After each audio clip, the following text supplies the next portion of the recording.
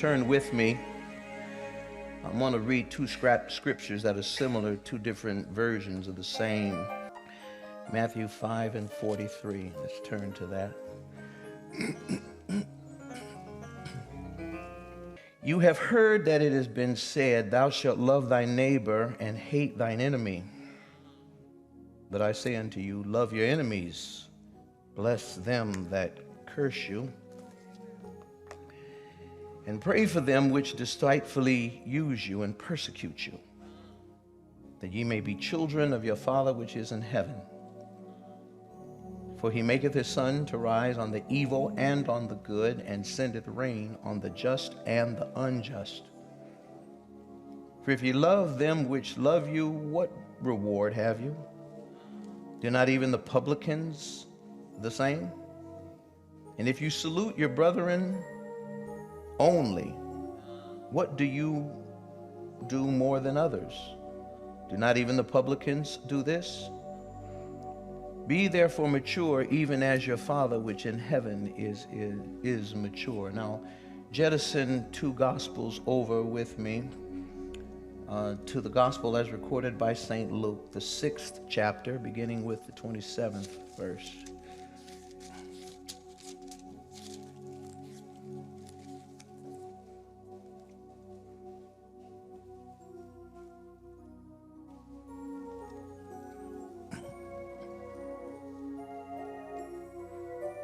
Matthew, Mark, Luke. If you're in John, take a left.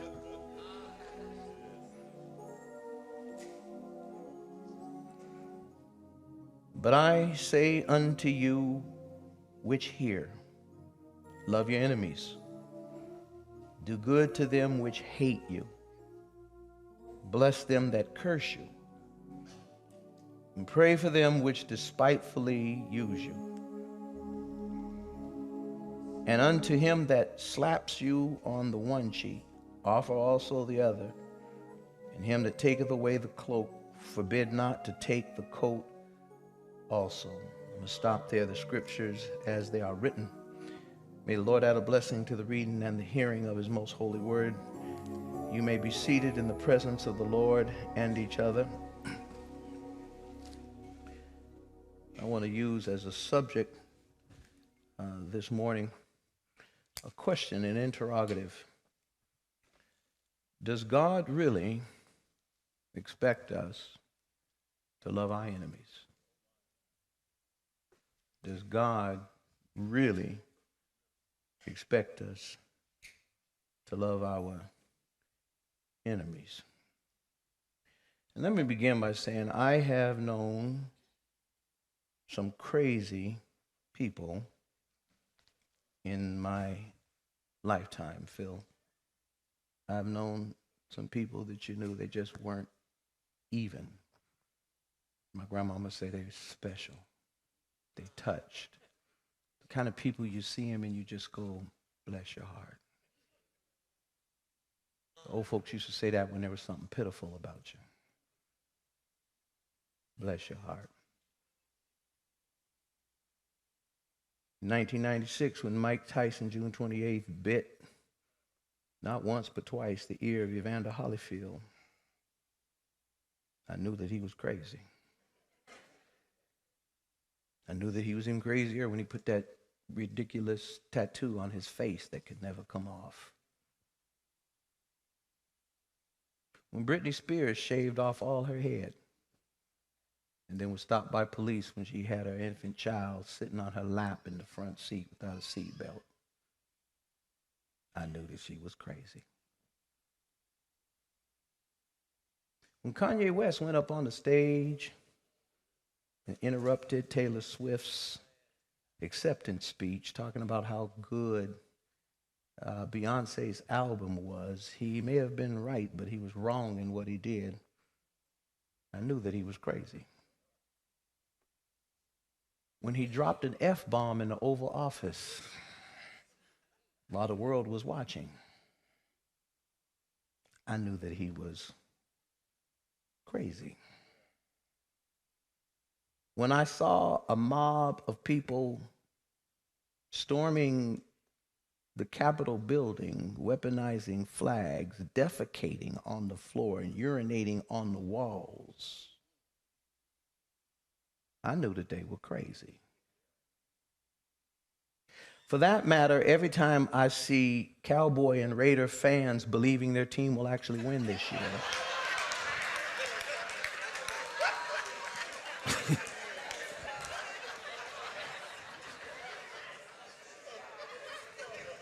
nothing more pathetic.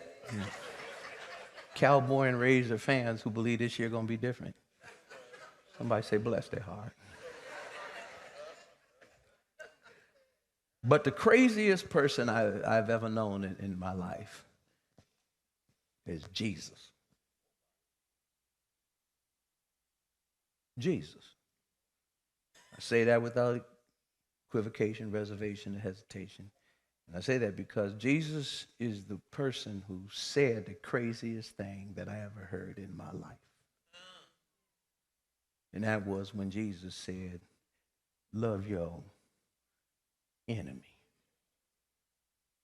And then went on to say, bless those that curse you. I'm from Hilltop in Tacoma. Love your enemy. I was raised by people who believe that you get smacked up where you act up. My mama whooped me in the aisle at Safeway right by the Jolly Green Giant peas. Because that's where I acted up. And now here comes Jesus talking about love your enemies. Bless those who curse you. Pray for those who hate you. Do good to those who despitefully use you. Is it just me? Or does anybody else think that Jesus done lost his mind? Turn to your neighbor and say, Jesus done lost his mind. He must be crazy. Now, some of you way too holy. You like, I'm not going to say that about Jesus. I'm not going to say that about Jesus.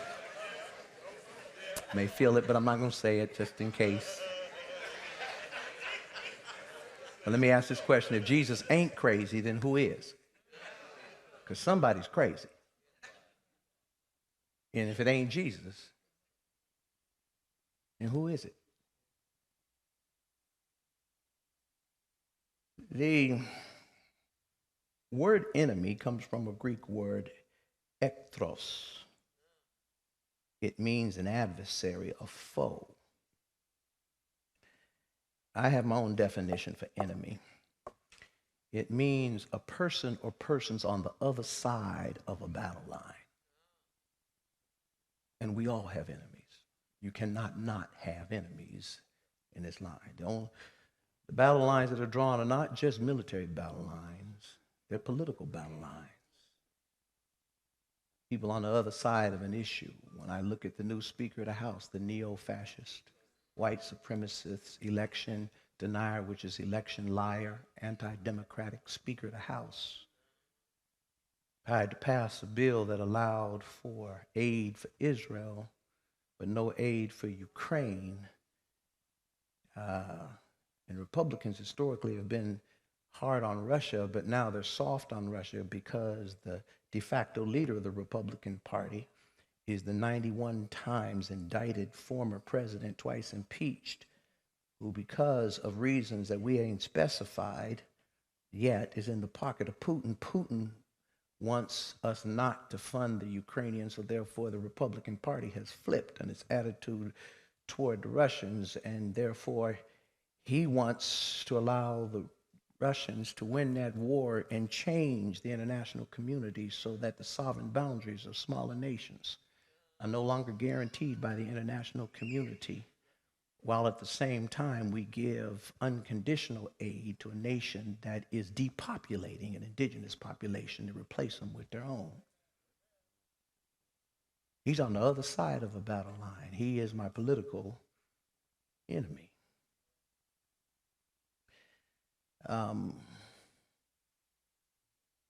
We all have enemies. Back in the 90s when they were weeding and seeding, when black on black crime was at an all-time high because of drugs and guns that were flooding our communities, turning brother against brother.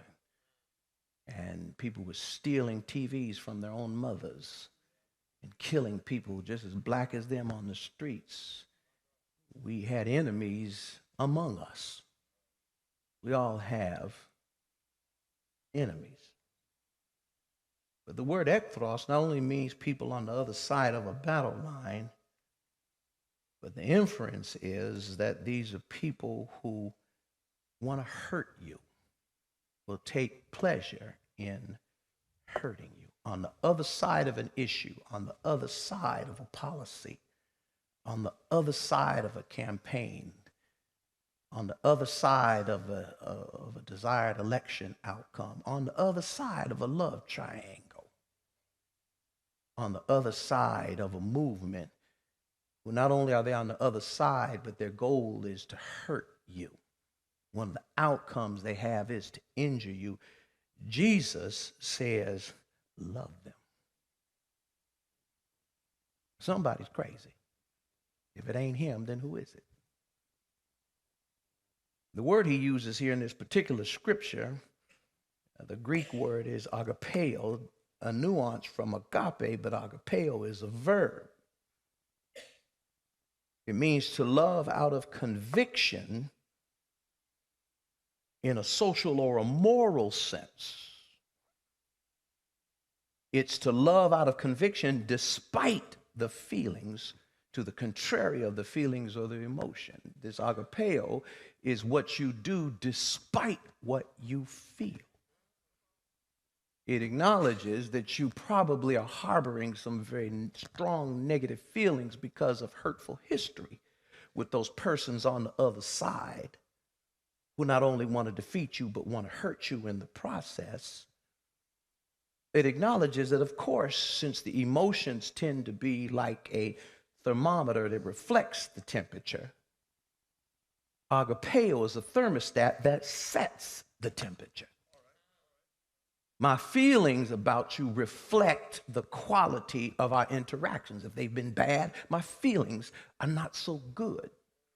So it's like a thermometer, simply reflects the temperature. But a thermostat sets the temperature to what it ought to be. If it's too hot, it'll make it cooler. And if it's too cold, it'll make it hotter.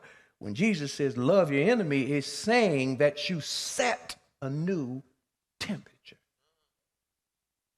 Love your enemy, the people with whom it's been too cold or too hot. I'm telling you, despite how you feel, set a new temperature. And then he goes on talking crazy, talking about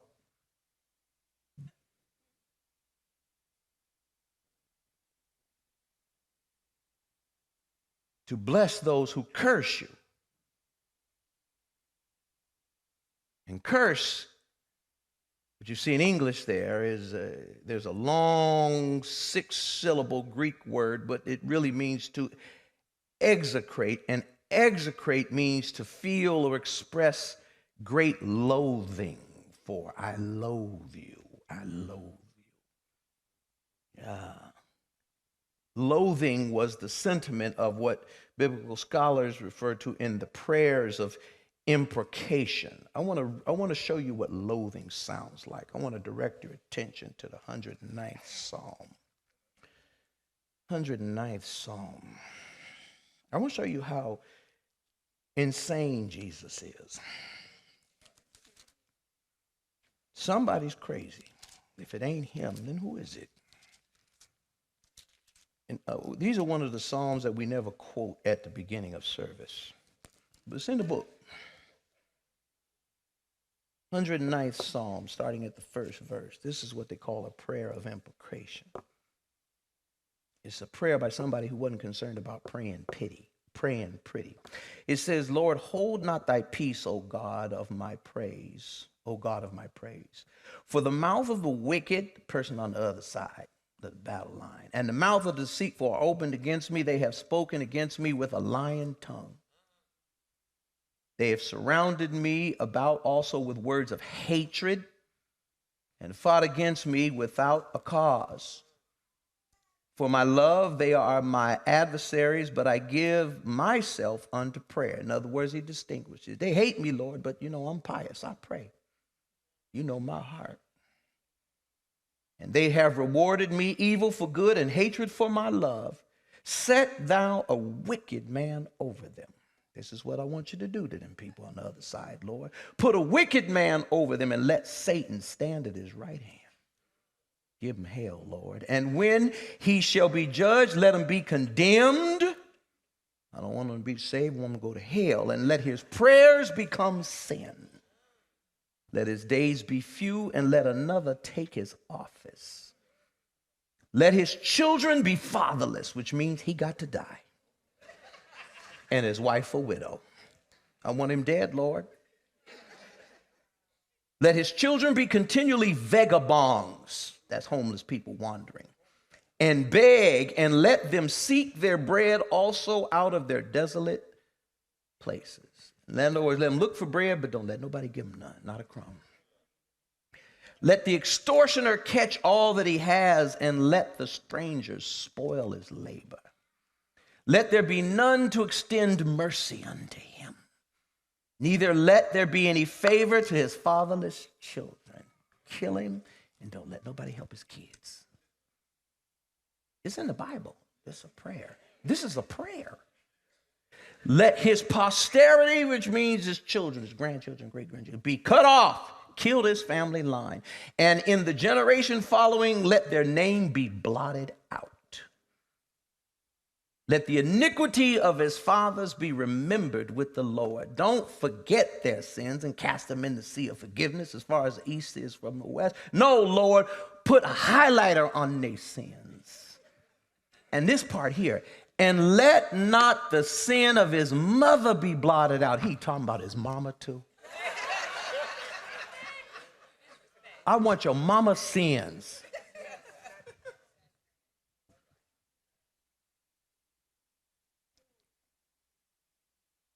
Let them be before the Lord continually, his mama's sins, and that he may be cut off from the memory of them from the earth.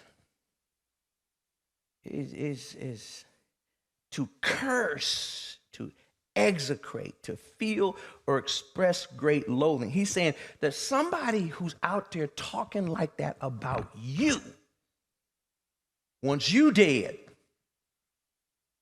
wants your children after you dead to starve, wants them to dig up your mama's sins and put them on the internet, wants your family's name to be blotted out. The Lord's saying, them people, while they're doing it, I want you to bless them. That's crazy, ain't it, Sarah? See, now Sarah agreed with me. She said, oh, that's crazy. I want you to bless them.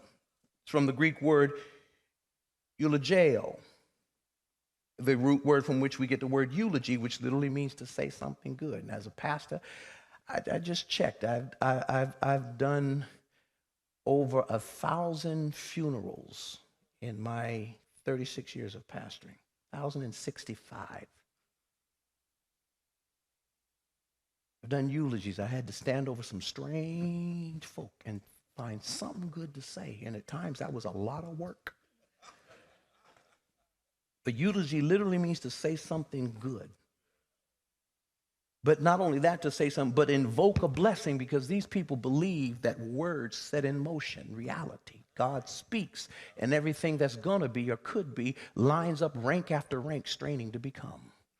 God says, let there be, and there becomes light. And so I want you to say things that will set in motion good things for the people that want you dead while they want you dead.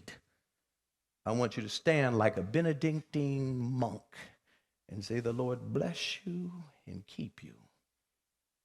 The Lord make his face to shine upon you and be gracious unto you. The Lord lift his countenance upon you and give you peace. The Lord wants you to be able to be like a priest and pronounce a blessing to somebody who wants you dead and your children to starve and your mama's name to be scandalized. How many of you want to follow Jesus this morning?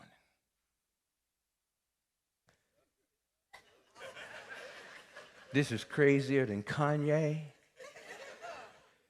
This is crazier than biting ears. This is crazier than shaving your head, putting your child in your lap in the front seat of a car. This is crazier than defecating in public to tell me to try and set something in motion for somebody who's trying to kill me and wipe my name off the planet. Jesus is the craziest person I've ever met. And if he's not crazy, then who is? And the practical question to people who are often, we quick to say, I love the Lord, he heard my cry. No, you like coming and listening to praise and worship music. Oh, how I love Jesus. Oh, how I love Jesus. No, you like it when the organ kick in at the end of the sermon, when you can wake up and pay attention to the last 5 minutes.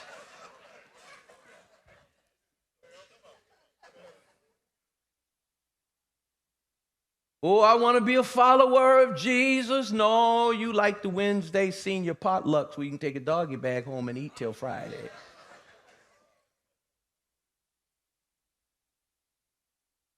The practical question for those who really want to at least take a stab at it to do this thing is, how am I supposed to do this crazy thing? How am I supposed to really try and actualize this madness that this crazy man is talking about? Love my enemy. How am I supposed to do that when I'm not wired? That is counterintuitive. Somebody gonna slap me and I'm everything about me was taught to turn around and not only slap you back, but do you one better. But to actually turn the other cheek. And then give you the shirt off my back.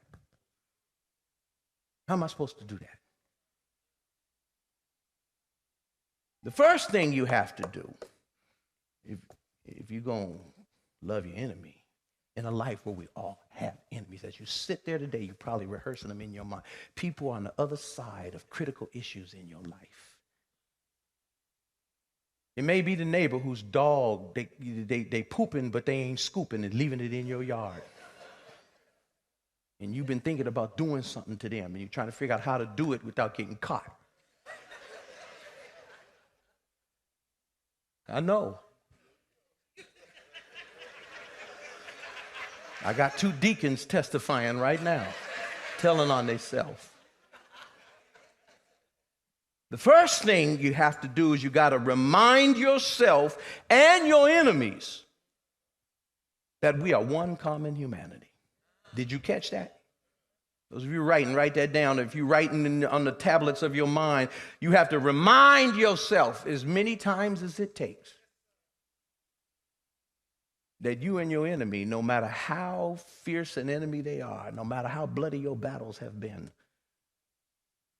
that you are part of the same common humanity. They are not a different kind of human being. They are not a subspecies of the human race. Jesus says here, indirectly, what he says directly in other places, like when he says of one blood, or at Acts it says of one blood, God made all the creatures of the earth. Genesis 1:27, it says God has made them male and female in his image and after his likeness, male and female. We are all derivatives of that imago Dei. But here he says, my sun shines on the righteous and the wicked. My rain falls on the just and the unjust. In other words, the God who says the earth is the Lord's and the fullness thereof, the worlds and those who dwell therein. Heaven is his throne and earth is his footstool. I am the providential carer who takes care of all, and from that you are God's children. You will never deal with another human being who's not also, like you, a child of God. And that is the basis of every dignity you are entitled to. because you are a child of God. Fannie D. Hamer used to say that when they tried to kick her out of the Democratic convention, she said, I may be black, I may be poor, I may be ugly, but God's sun got to shine on me too.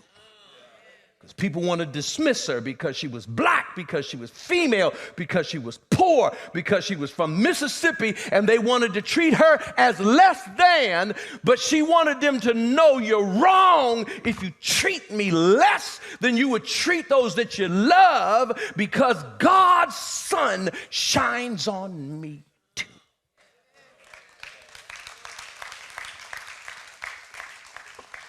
And everybody that you allow yourself to hate instead of love, God brings his sun up to shine on them. And every time this sun shines, it's an indictment on you. You've been irresponsible with your emotions.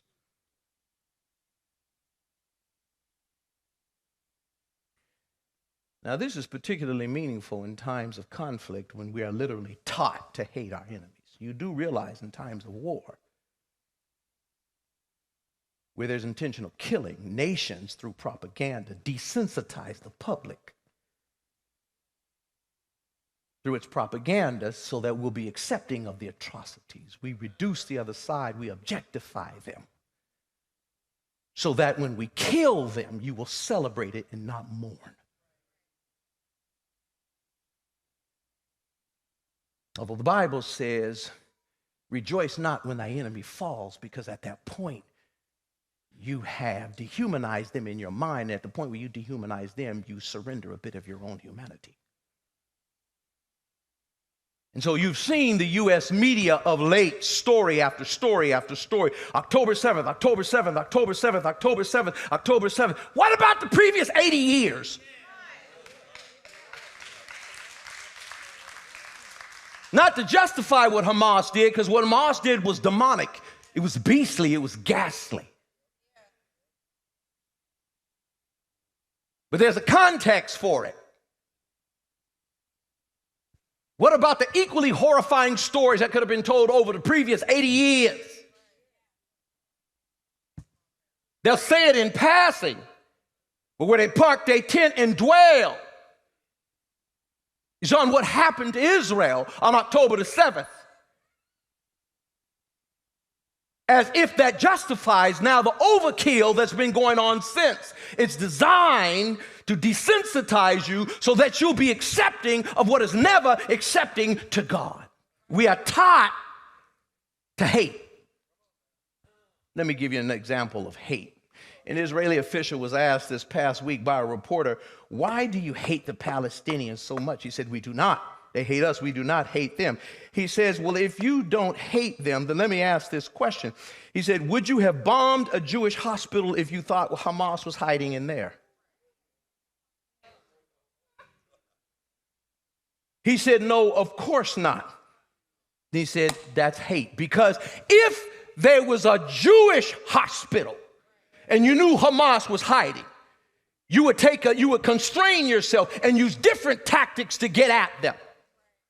But because it's a Palestinian hospital, you will bomb it and kill everybody in there. It says that you have less regard for the lives of the Palestinians than your own. That is hate.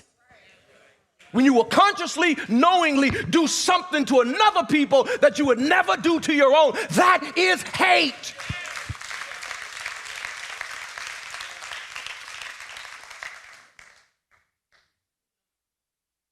We are taught to hate. We are taught that it's okay to do to somebody else what I would never, ever allow anyone to do to my own.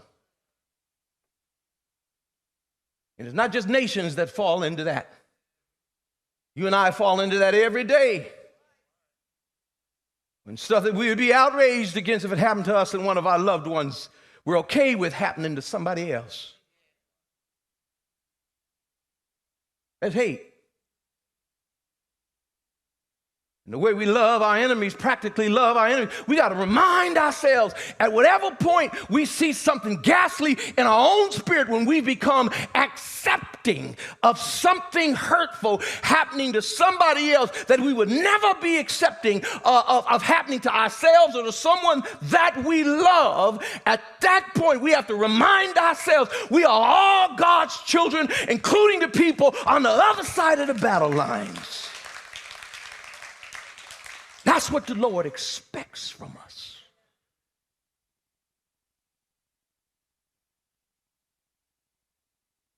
But Jesus is crazy. And if he's not, then who is?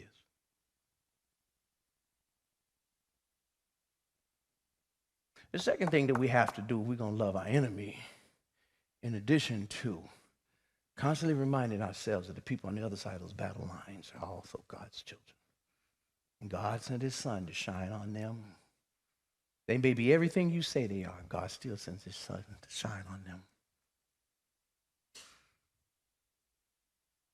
We got to tell the truth. If you're going to love your enemy, there's got to be truth in your relationship between you and your enemy. If you remember nothing else about this sermon, remember this. There can never be love in the absence of truth. Love is not built on lies and deception. Some of you in life thought you were in a good relationship till you found out he or she wasn't what they presented themselves to be. You were in love and they were doing something else. Love can never authentically be there where there is no truth. And see, this thing, second burden here, it falls heaviest on the abusers. Those who have abused power. Who has power in the arrangement? This falls heavy on them. Those of you who have ever done any rehab work in the 12-step program, the 11th step is making amends. It's where you have to go back to people who've been harmed by what you have done when you were in the denials of your addiction. Because addiction makes you, before you tell lies to others, you tell lies to yourself, justifying what you've done. If you lie to yourself, you don't lie to others. And most of your lies to others flow out of your lies to yourself. And part of sobriety is accepting the truth, because the truth sets you free from your addictions. And once truth has set you free from your rationalizations, your justifications, and your prevarications, then you got to take a repass through your past and visit the people who've been harmed by your destructive behavior, making amends. In South Africa, after the decline of apartheid, they developed a Truth and Reconciliation Committee. And they said, rather than persecute all white people and become the very thing we loathe, to heal this nation and get to a point of reconciliation, he says, if the people who did wrong in the past will simply come before us and make a full, unequivocating admission of their wrongs, then we can be reconciled. Admit their abuse. Admit their abuse of our community. Admit their racism. Admit their hurtfulness to our people. And here, in loving our enemies, the enemy, the person who has abused power, has to be willing to tell the truth. Israel has to admit the unflattering way that it became a nation. And it's a systematic crimes against the Palestinians. It was colonization. You can call it what you want to, but a rose by any other name is still a rose. You can call it a loaf of bread, it's still a rose. You can call it a lawnmower, it's still a rose. You can call it a kite, it's still a rose. There's a definition of colonization. Put the definition of colonization up there. Colonization, colonial, is the policy or practice of acquiring full or partial political control over another country, occupying it with settlers and exploiting it economically. Matter of factly, that is what happened when Jewish settlers, Europeans, came and began to settle into Palestine and move the Palestinians out. It's been going on for over a century now. And even when your friends are doing it, it's still colonialism. when you give somebody's land to someone else and they don't have a choice in the matter. It's colonialization. And by the way, Puerto Rico is a colony. And the very people who had a riot in Boston, they called it the Tea Party. No, it was a riot. White folks riot too, January 6th. White folks riot a lot. They had a riot in Tulsa. They're the biggest rioters of history, last half a millennium. They said no taxation without representation. So then why is Puerto Rico not a state with 2 senators? Given the fact that they're taxed and they have every obligation that every other state has, but no representation. And one of our 2 major political parties will absolutely refuse their statehood because they're afraid that the Democrats will get 2 extra senators, and that's worth keeping them as a colony. And to have responsibility without authority is slavery. It's colonization. There's a definition. You can call it whatever you want to. It's colonization. And it has to be an admission that it was colonization at a time when almost every person of color in the world, 1948, was colonized. It's very consistent with the 1948 world. 6 years removed from Ghana raising its flag as the first free independent African nation from European colonizers. It was colonization. And not only was it colonization, it became a nation through its own acts of terrorism by right-wing underground military groups, Jewish militants against Palestinians and against the British Mandatory Authority that was in charge of Palestine after World War I, because previously it was the Ottoman Empire. The British Authority was in charge of Palestine. And Jewish settlers came to the region and began to attack the Palestinians and attack the British Authority. When you go home, look up the bombing of the King David Hotel in Jerusalem in July 22nd, 1946. The bombing of the King David Hotel, it's just an example of what went on all the time. It's carried out by the Irgun right-wing military group.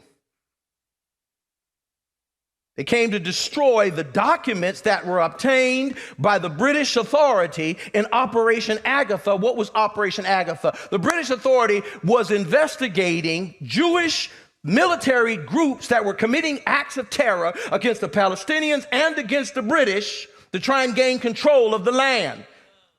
And through Operation Agatha, they had obtained documents to prove it. And before they could prove it and carry it out, take it to the United Nations, they bombed King David Hotel, where the British military was centered and where the British Mandatory Authority's offices were, to destroy the evidence. 91 people were killed. So when you hear Netanyahu and others talk about these brutal, barbaric acts of terrorism, we've seen this movie.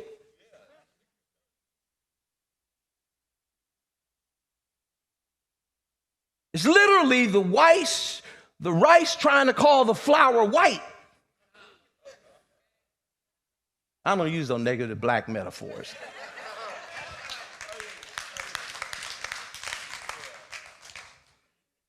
You have to tell the truth. Been a lot of terrorism on the part of Jewish settlers in the land to get the land, and finally the British Authority left because of the constant terrorism coming from the Jewish community.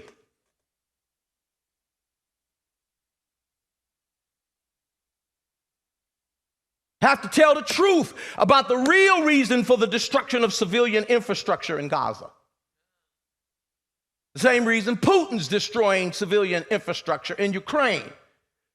So that when the war is over, the people can't come back because there's no housing, there's no schools, there's no places of work, there's no hospitals. So they will have to leave and leave forever, and we can replace them with our own people, a new settlement, which is colonization, and we take your territory. They've been doing it for 100 years. Every conflict, we leave your community in rubble, your people can't come back because we destroy civilian infrastructure. They are permanently removed, which is why Jordan and Egypt right now will not allow Palestinians to come in because they know they're going to be there permanently, and they want to put pressure on the United States to put pressure on Israel to stop trying to run them out, because they know once they come in, Israel's never going to let them come back in. In addition to the 3.6 million Palestinian refugees that are in Lebanon, in Jordan, in Egypt, in Syria, in Iraq, and who have not been given the right of return, because there's no intention to give them their land back and to assume it as a settlement for Jews. It's colonialism.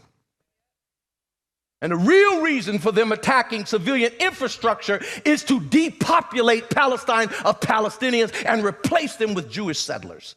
All with the help of the United States, who are becoming a party to a criminal, by international law, a criminal enterprise. I love my country, but what it's supporting right now is criminal. Yesterday, when American officials met with Arab leaders, they said that while Hamas did was wrong, and these people have been against Hamas all along, all the Arab nations. They said, but what Israel is doing is way past self-defense. 15,000 people have been killed already. They're way past self-defense. This is ethnic cleansing. This is genocide. With the help of the nation who has condemned Putin for the same thing. One set of rules. You have to tell the truth. If nobody else in this country wants to tell the truth, the people who have come over a way that with tears have been watered and tread a path through the blood of the slaughtered, and I come out from a gloomy past, and who have lived this nation's lies internally, have to be able to talk about its lies that they project externally. The church should always be free. The pulpit should always be free to tell the truth. The black pulpit in particular, because we have been the conscience of this country. White preachers have more times than not, they have wrapped the flag around the cross and given us nationalism and civil religion, where you fuse together the kingdom of God with the American dream and try to justify every enterprise of this government as if it is a divine act from God doing the ungodly in the name of God. It is demonic, and that is sin. But black people, the Martin Kings, have indicted the Billy Grahams for the neglect and their wrong and their civil religion. Martin Luther, the great reformer, who tacked his 95 Theses on the door of the Castle Church in Wittenberg in 1517, he said, don't even bring flags into your sanctuary. And if you do, make sure that the flag is lower than the pulpit, because if it's higher than the pulpit, it suggests that this is a government-sponsored message. But if it's lower than the pulpit, it says that the pulpit speaks truth to power.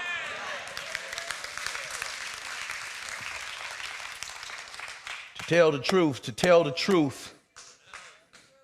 And while you're at it, you got to tell the truth about Hamas. Don't get it twisted. Don't nobody support Hamas. Hamas came to power through elections in 2007, and they haven't held an election since. They are medieval spirits. They're like the Taliban in Afghanistan. They subjugate women. They take away all their rights. They objectify them. They're not only misogynistic, they're homophobic. They criminalize same-sex relations and kill them. They rule autocratically.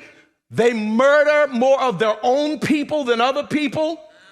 They are militant. They are dangerous.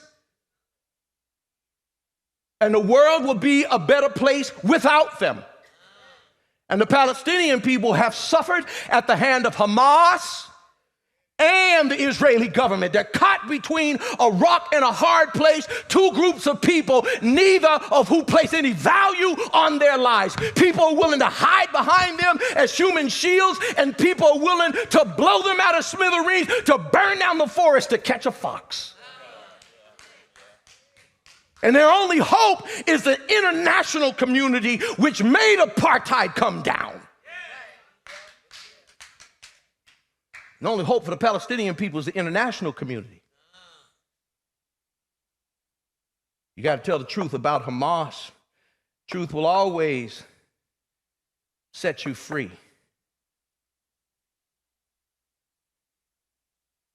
If you're going to learn how to love your neighbor, you got to always remind yourself that the people on the other side of the battle lines, they are God's children too. If you're going to love your neighbor, you've had power and have abused it. And one Jewish rabbi once said at a conference for evangelicals for Middle East peace, he said, the test of morality is not how you cry in the wilderness for justice. The test of your morality is when you have power, how do you steward it? The test of your morality is not how you survived the persecutions of white Christian Europe. The test of your morality is now how do you treat the Palestinians who were in the same position with you as you were with the Nazis? Or has yesterday's oppressed become today's oppressor? But the third thing what's happened if you're going to love your enemy is eventually you have to let go, not of the past, not deny the past, not do what they want to do in Florida and Texas and Arkansas, rewrite the past, whitewash the past. But eventually, when there have been some credible signs of change, that you have to be willing to let go of the past to make way for a better, brighter future. Can I give you a practical example?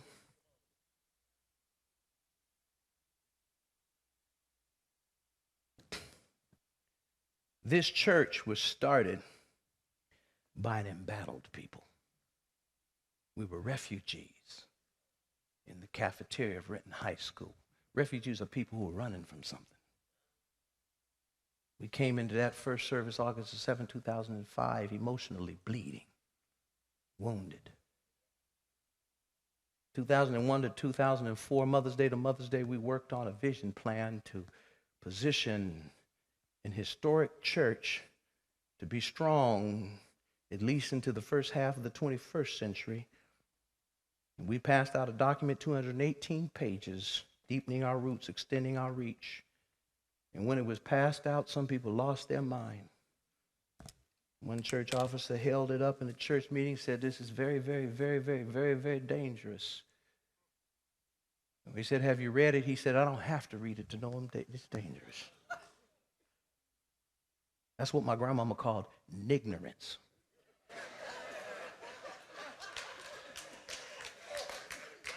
You can probably figure out what that means.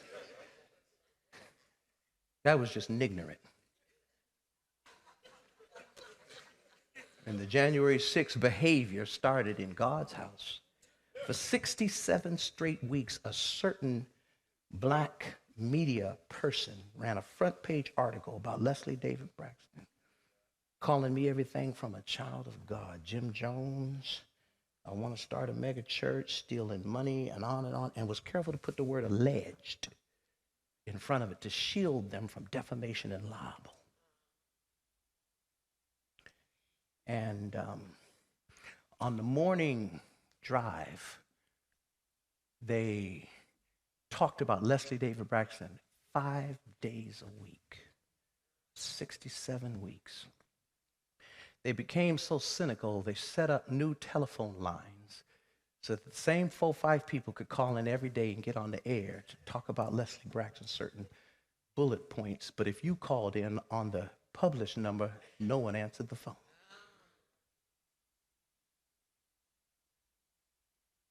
And my daughter heard them one morning. I tried to keep the radio off, and she picked up the phone. She was going to call in. I said, put the phone down, baby. She said, no, Daddy. I said, put the phone down, because they'll say, now I've got my daughter fighting my battles. She was in middle school at the time. I said, the Bible says, bless those who curse you. So right now we're going to bow down and we're going to pray.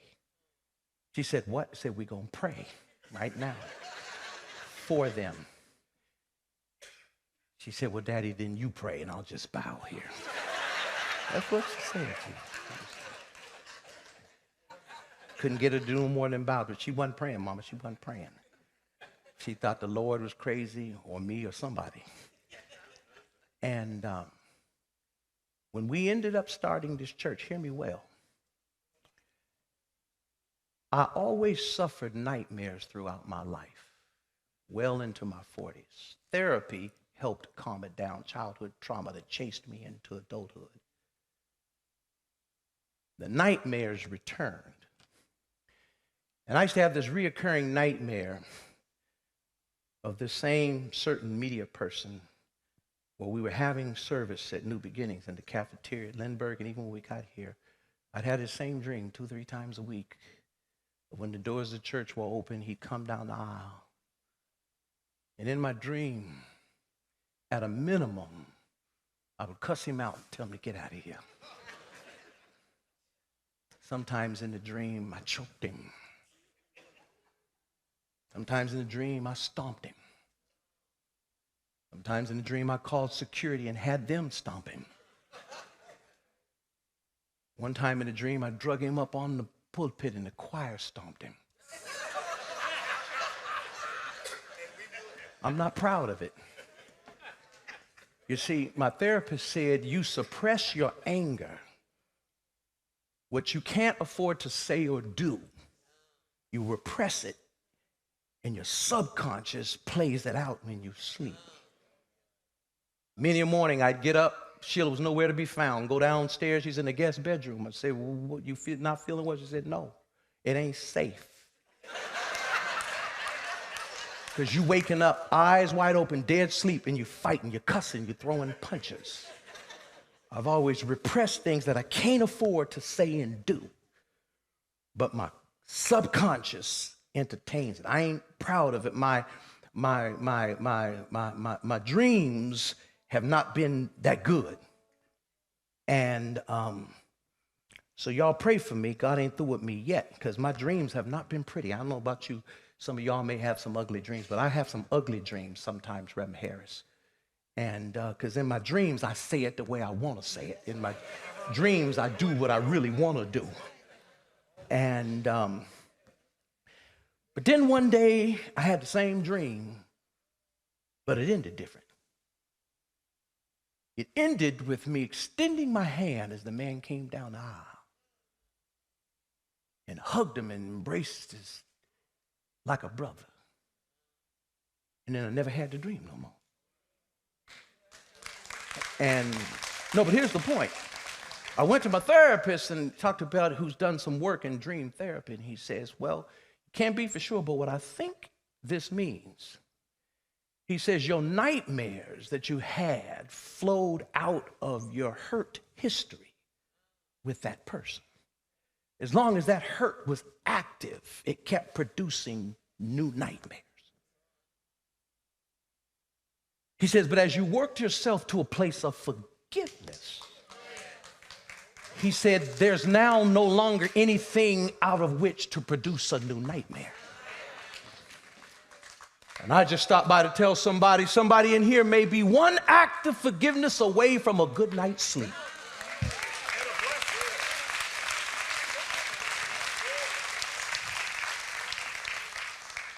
And Jesus said, love your enemies. He's not suggesting that you let people walk over you. He's not suggesting that you don't hold people accountable for laws broken and wrongful actions taken. What he's saying is that you want to be spiritual, if you want my spirit to be housed in your soul and in your mind, and if you want the peace that passes all understanding, you're going to have to let go, and vengeance is mine, saith the Lord.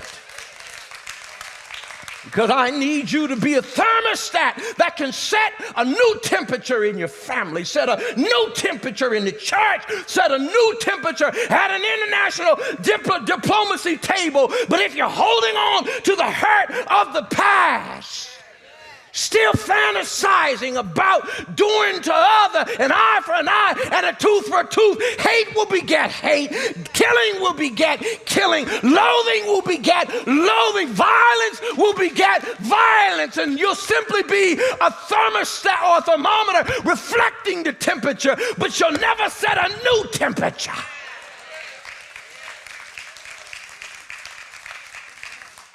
Till you remind your own self while you're hurting The very people who are hurting you are a child of God too, even if they don't know it. And to tell the truth, the painful truth, your ugly part in things, even if they want to still be in denial. And to be willing at a point to let go of some stuff to stop your nightmares. Jesus is the craziest person I ever met. If he ain't crazy, then who is? Is it me? Is it you? Has this world driven us crazy? Has this world pushed us to a point where we can't recognize the humanity of those on the other side? Has this world driven us to the point where we fantasize about not blessing but cursing?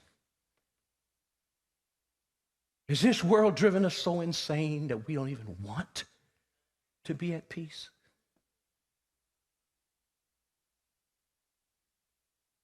Has this world driven us to the point when we see something ghastly happen to somebody, we actually celebrate it? Is that what we've become? Jesus said, here's what I want you to do. Imitate me. On a cross, on a hill, I took the nails for you. I took the spikes for you. I took the thorn of crowns for you. I hung my head in the locks of my shoulders and died, and I was buried for you. And when they tempted me, I would not come down from the cross. I decided to die for you and your enemy. And then when I rose, I came and I looked you right in the eye and said, now if anyone would come after me,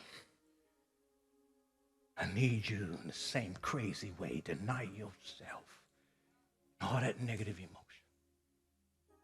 Take up your cross.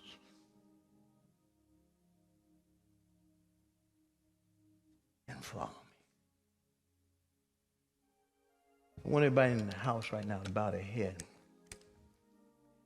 I want you to think about 3 people who have hurt you so badly you can't even put it into words. 3 people. The older you get, your list is long, so yeah, that should come real quick. And don't everybody look at me. Think of 3 people who hurt you so bad you can't even put it into words, and if you tried to explain it, you'd choke up. 3 people who ain't even asked you for forgiveness.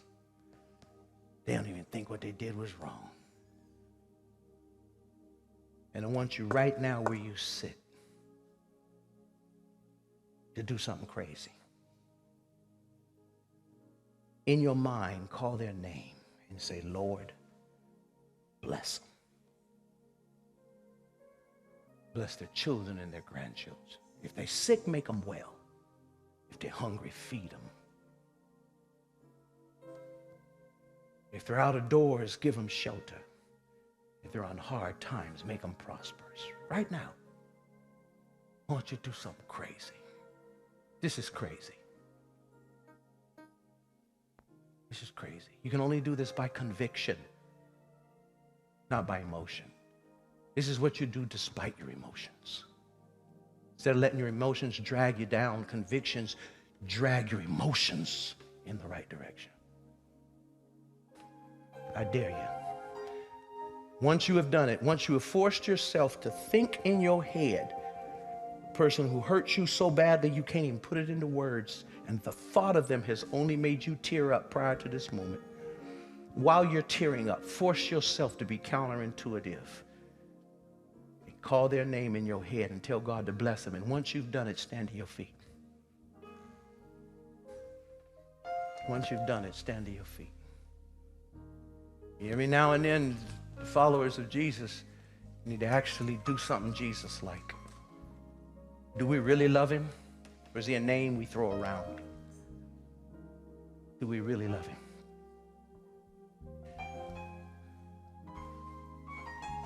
Give yourselves a hand.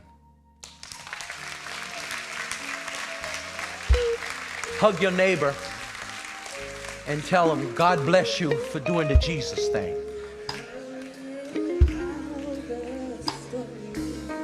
God bless you for doing the Jesus thing. The healing is in the Jesus thing. It works. It works internationally. It works congregationally. It works in the family. You got to do the Jesus thing. It's hard. It don't feel good, but it is good. And your feelings will catch up. It don't feel good. It ain't supposed to. It is good, and your feelings will catch up. Come on, come on. Come on, come on. Hug somebody. Hug somebody. I see tears flowing. That's, I know God is working. Somebody's actually in the moment. Yeah, yeah, yeah. I don't know about you. I've been hurt in my life, and I've hurt some people. If I had the power to go back in time and do some things different, oh my God, y'all wouldn't see me for a while because I got a lot of things I need to go correct. All I can do is show up and say that I realized that what I did was just really wrong. Come on, come on, come on. Let God do God's work. Come on, come on, come on.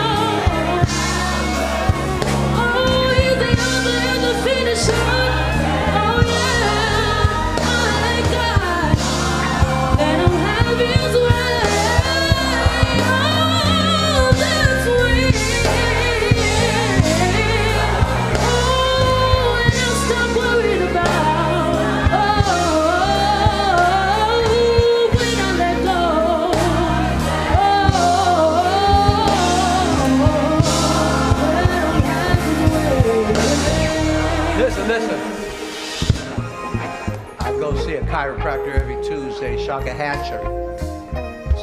Started with my back, but he's actually working with me on my knee. And he'll get it bent to a certain point. He said, now, here's how I want you to adjust your body. You need to tilt your hips forward, and he'll point to a spot. He said, can you give me some movement right in there? It hurts. He says, I need you to push past it. Come on, I think you got another centimeter there. Go get in there. I need you in this space. I feel the resistance in this space. Get in there. Give it to me. Give it to me. And all I'm talking about is the pain. He said, forget about the pain.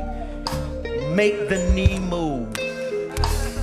Make it move. Get in there. I need you in this space. Not back here. It's in this space. This is where the resistance is at. And Holy Spirit's walking these aisles right now, and he's saying, listen, I need you to get in the space where it hurts.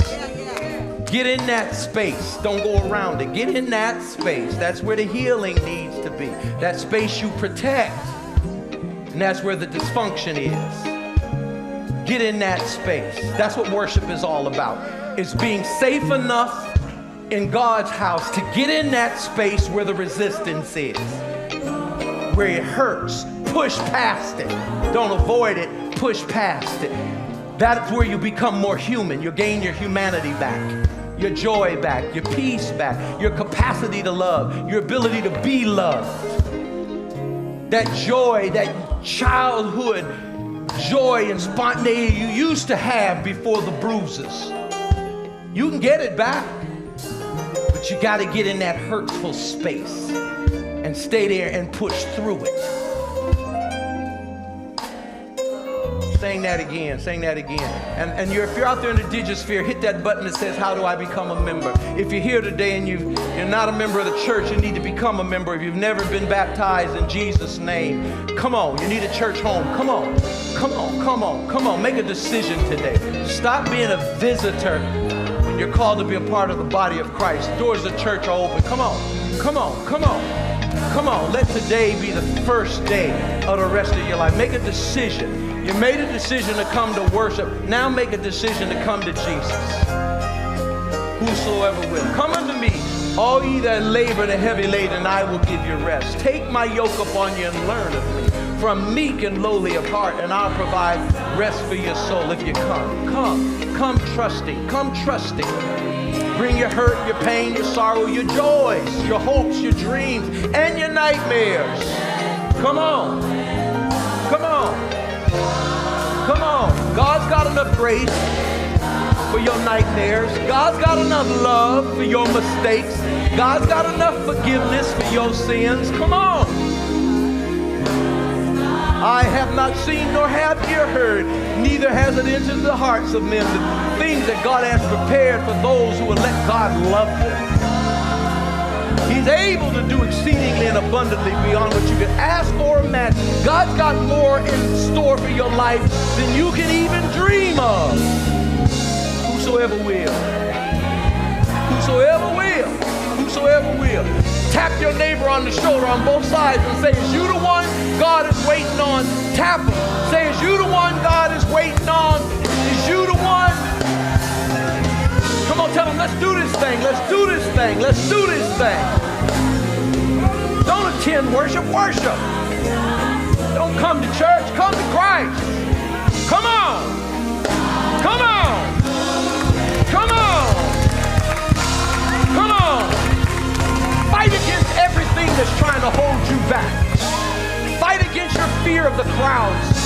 Fight against your fear of change. Come on. Come on. Don't stay stuck. Whom the Son is free indeed. Come on. Come on. Earth has no sorrow that heaven cannot cure. There is a balm in Gilead that can make the wounded whole. There is a balm in Gilead that can heal the sin-sick soul. Come on, come on, come on. Don't hold on to that chair. Hold on to God's unchanging hand. Whosoever will, step out in that aisle, take a walk of faith.